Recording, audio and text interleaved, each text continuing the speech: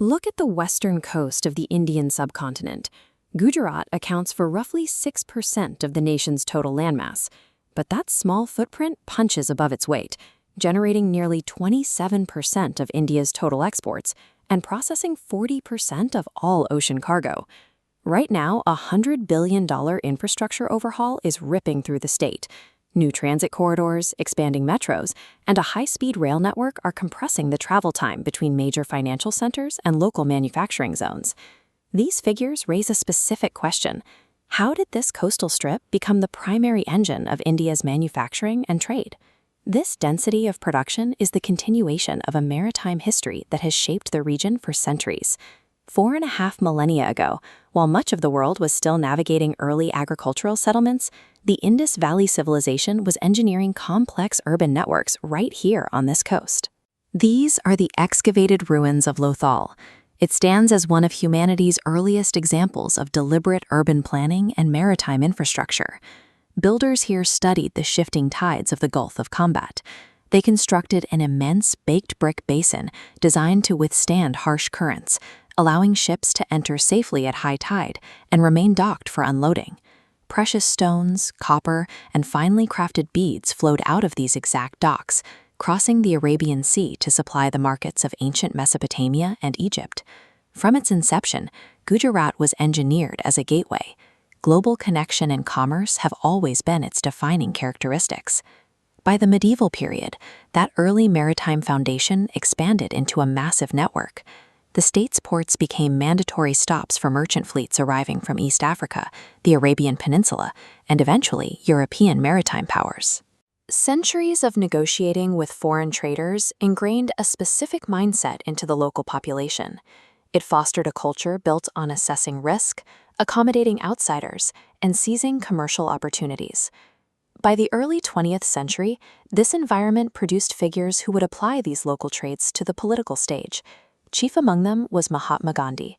Born in the coastal town of Porbandar, Gandhi adapted the merchant's tools of persistent pressure and negotiation into a system of civil disobedience. He organized massive followers to systematically challenge colonial authority. The pragmatism required for international trade provided a unique set of tools for political resistance, turning a commercial mindset into a national strategy. Following independence in 1947, the state redirected that organizational energy inward, rapidly industrializing its agrarian base. Thousands of micro, small, and medium enterprises sprang up alongside massive manufacturing plants. Entire districts specialized in textiles, diamond polishing, and chemical processing, absorbing millions of workers into the formal economy. Yet the machinery of this economic engine relies heavily on the social cohesion of its workforce. You see this most clearly during Navratri. Millions of people gather in massive, synchronized circles to perform Garba. It operates as a social equalizer, bringing together factory workers and executives in a shared rhythm. This capacity to blend diverse elements extends to the local cuisine. Dishes like fermented dokla and the complex vegetable stew undiyu reflect a history of taking regional ingredients and refining them through generations of agricultural exchange. The state's industrial output is supported by this bedrock of continuous human connection and communal celebration. Today, 5,000 years of trade momentum are converging into a deliberate redesign of the state's economic infrastructure. On an expanse of salt flats, Dholera Smart City is being constructed entirely from scratch. It is engineered with dedicated heavy power grids and water treatment facilities specifically to house India's emerging semiconductor manufacturing industry. Just to the north, Gift City operates as a specialized financial zone.